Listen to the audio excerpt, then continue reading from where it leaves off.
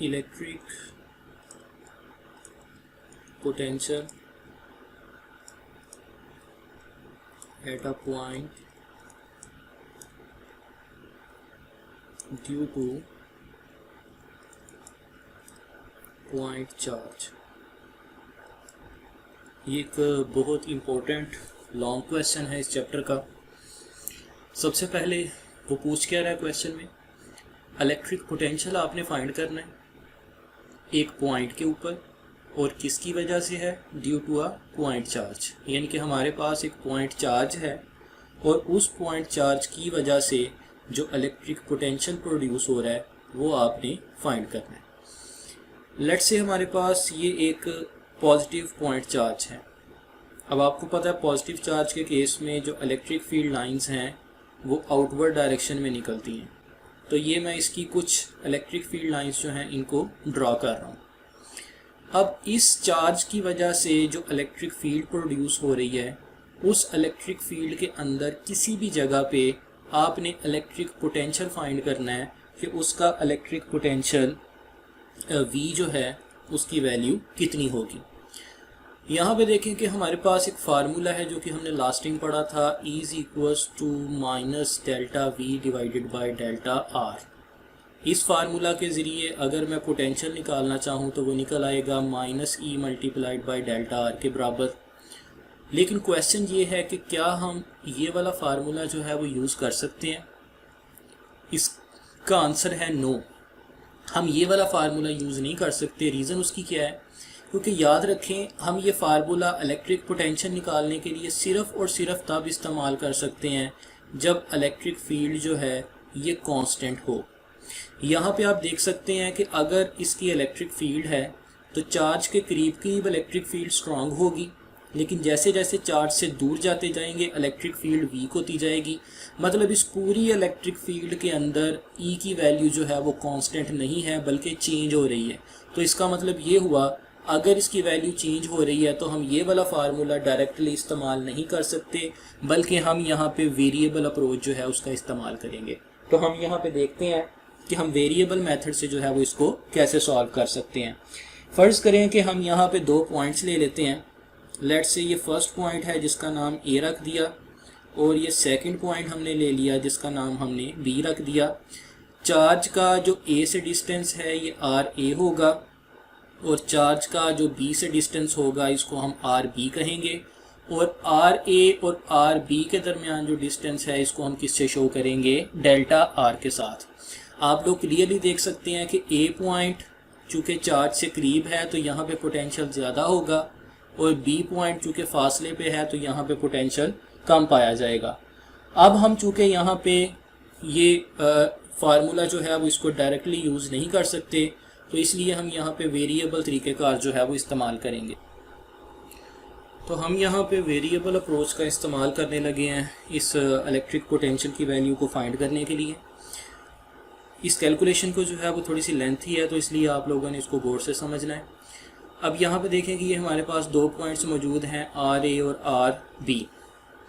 अगर हम delta R की वैल्यू निकालना चाहें तो वो किसके बराबर होगी, RB माइनस RA के। ये आपको यहाँ से जो है वो क्लियरली नज़र आ रहा है डायग्राम से कि अगर RB में से RA को माइनस कर दें तो बाकी आपके पास क्या बचेगा, डेल्टा R। यहाँ से अगर हम फ़र्ज़ करें कि इनका मिड पॉइंट निकालना चाहें तो वो भी हम फाइंड कर सकते हैं।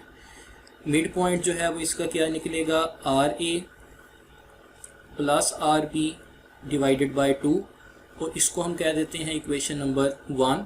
और इस इक्वेशन से हम अगर RB की वैल्यू निकालना चाहें तो वो क्या निकल आएगी, RA प्लस डेल्टा R। ये जो वैल्यू हमारे पास निकली है इसको पुट कर दें इन इक्वेशन नंबर 1, तो ये आ जाएगा हमारे पास RA प्लस RB की जगह पे आ जाएगी ये वाली वैल्यू, यानी कि RA plus delta R divided by 2।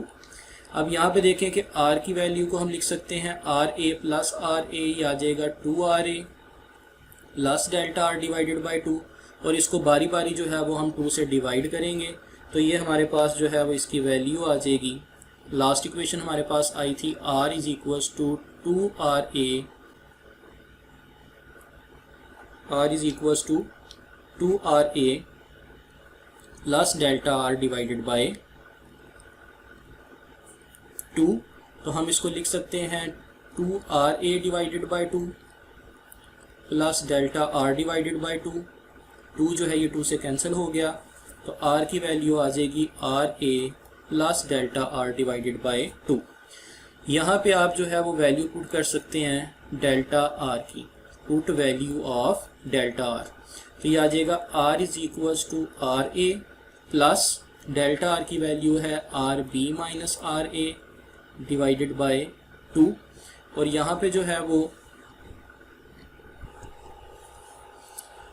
अभी हम जो है वो इसके अंदर ये वैल्यू जो है वो फ़िलहाल पुट नहीं करेंगे, इसको बाद के लिए रख देते हैं कि डेल्टा आर की वैल्यू जो है।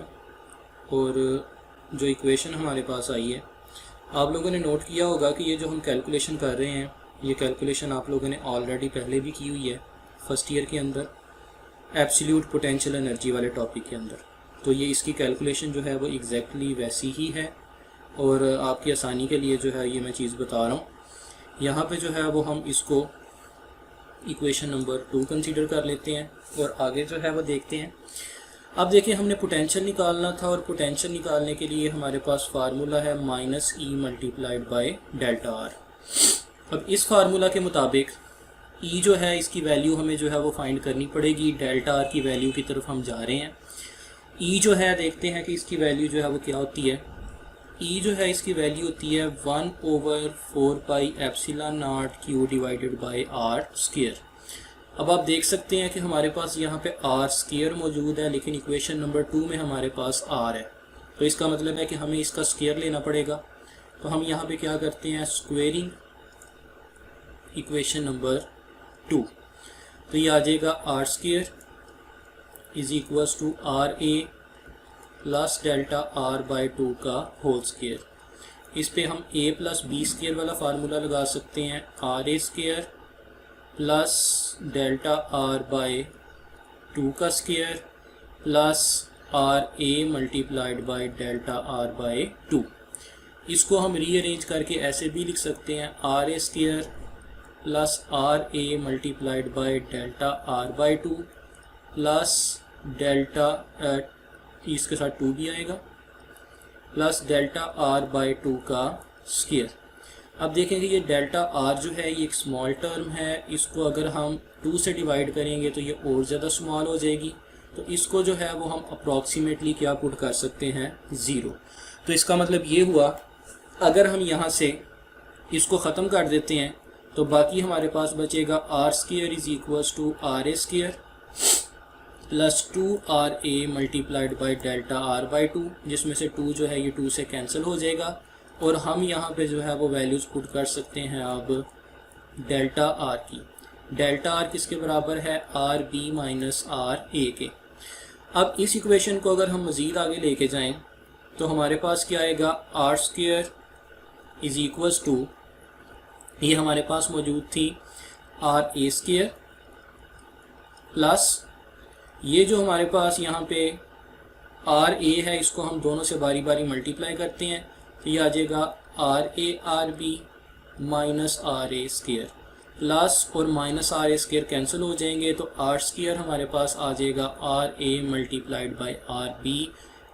इसको हम पुट कर सकते हैं इन इलेक्ट्रिक फील्ड। जो हमने इलेक्ट्रिक फील्ड वाला फार्मूला पढ़ा था, 1/4 pi epsilon naught Q divided by R square, तो ये बन जाएगा is equals to 1/4 pi epsilon naught Q divided by RA multiplied by RB। अब देखें कि हमने इलेक्ट्रिक फील्ड जो है इसको फाइंड कर लिया। अब हम जो है वो अपने नेक्स्ट स्टेप की तरफ जाते हैं। अब हम ये देखेंगे कि हम इलेक्ट्रिक पोटेंशियल को कैसे निकाल सकते हैं। जैसे हमारे पास फार्मूला था delta V is equals to -E multiplied by delta R. Delta V की वैल्यू की जगह पे हम लिख सकते हैं VA माइनस VB, क्योंकि A के ऊपर पोटेंशियल ज़्यादा था तो वो पहले आएगा और B पे पोटेंशियल कम था तो वो बाद में आएगा। और ये किसके बराबर होगा, -E RA माइनस RB के। अब यहाँ पे आप देख सकते हैं कि हमारे पास माइनस का साइन मौजूद है। अगर इस माइनस के साइन को हम ख़त्म करना चाहें तो वो कैसे कर सकते हैं, V A minus V B is equals to E, अंदर वाली जो वैल्यूज़ हैं इसको हम रिवर्स कर सकते हैं R B minus R A. तो R A minus R B की जगह पे हमने R B minus R A लिख दिया, माइनस का साइन जो है वो ख़त्म हो गया। अब हम यहाँ पे ई की वैल्यू जो है उसको पुट कर सकते हैं, ये आ जाएगा V A minus V B is equals to 1/4 pi epsilon not Q, और R B minus R A के साथ नीचे जाके डिवाइड हो जाएगा R A multiplied by R B. इन दोनों को जो है वो बारी बारी इससे डिवाइड करें। V A minus V B किसके बराबर आ जाएगा, Q divided by 4 pi epsilon not, ये एक दफ़ा आ जाएगा R B divided by R B minus R A divided by R B. R A से कैंसिल हो गया, आर बी से। तो ये हमारे पास जो है वो इसकी नेक्स्ट फॉर्म जो है वो कुछ ऐसे बनेगी कि V A minus V B is equals to Q divided by 4 pi epsilon not 1/आर ए माइनस 1/आर बी। अब यहाँ पे एक बहुत ही इम्पोर्टेंट पॉइंट है जो कि आप लोगों को समझना चाहिए। लास्ट टाइम आपको मैंने ये बताया था कि जिस पॉइंट को आप रेफरेंस लेते हैं वहाँ पे पोटेंशियल जो है वो ज़ीरो होता है। तो लेट्स से हम यहाँ पे जो है वो बी पॉइंट को जो है वो एज अ रेफरेंस ले लेते हैं, यानी कि हमने उस चार्ज को बी से ए पॉइंट की तरफ मूव करवाना है। अगर बी पॉइंट को रेफरेंस लेते हैं तो बी जो है वो आपके पास इन्फिनिटी पे होगा।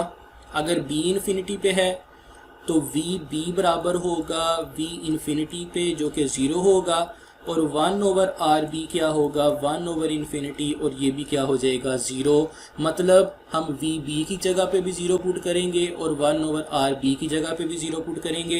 तो ये हमारे पास इक्वेशन बन जाएगी V A minus zero is equals to Q divided by 4 pi epsilon not multiplied by 1/आर ए माइनस ज़ीरो। तो इसका मतलब ये हुआ कि हमारे पास ये इक्वेशन बच गई V A is equals to 1/4 pi epsilon not Q divided by R A. ये है आपके पास वो पोटेंशियल जो कि ए पॉइंट के ऊपर पाया जा रहा है। और आप देख सकते हैं कि क्यू है मैग्नीट्यूड ऑफ चार्ज और आर ए है चार्ज से उस ए पॉइंट का डिस्टेंस। तो इसका मतलब ये हुआ कि अगर आप इसकी जनरल इक्वेशन निकालना चाहते हैं आर पॉइंट पे तो वो निकल आएगी 1/4 pi epsilon not Q divided by R. इसका मतलब ये हुआ कि जिस पॉइंट पे आप पोटेंशियल निकालना चाह रहे हैं उस पॉइंट का आप चार्ज से डिस्टेंस पुट करें और उस पॉइंट का आप जो है वो चार्ज का मैग्नीट्यूड पुट करें तो आप उसका पोटेंशियल जो है वो फाइंड कर सकते हैं। और यहाँ पे एक चीज़ जो है वो नोट करें कि हमारे पास जो फाइनल फार्मूला है V R is equals to 1/4 pi epsilon not Q divided by R. इससे आपको ये चीज़ पता चल रही है कि ये जो पोटेंशियल है ये सिर्फ और सिर्फ दो चीज़ों पर डिपेंड कर रहा है। एक ये डिपेंड कर रहा है चार्ज के मैग्नीट्यूड पे और दूसरा ये डिपेंड कर रहा है उस पॉइंट के चार्ज से डिस्टेंस पे। और अगर हम 1/4 पाई एप्सिलॉन नॉट की जगह पे सिंपली के पुट कर दें तो इसी फार्मूला को हम शॉर्ट फॉर्म के अंदर ऐसे भी लिख सकते हैं v is equals to K Q multiplied by Q divided by R. इसमें के जो है वो कूलम्स कांस्टेंट है। तो इसका मतलब ये हुआ कि जिस पॉइंट पे आप पोटेंशियल निकालना चाह रहे हैं उस चार्ज का मैग्नीट्यूड पुट करें और उस पॉइंट का डिस्टेंस पुट करें तो आपके पास इलेक्ट्रिक पोटेंशियल आ जाएगा at that point due two point charge.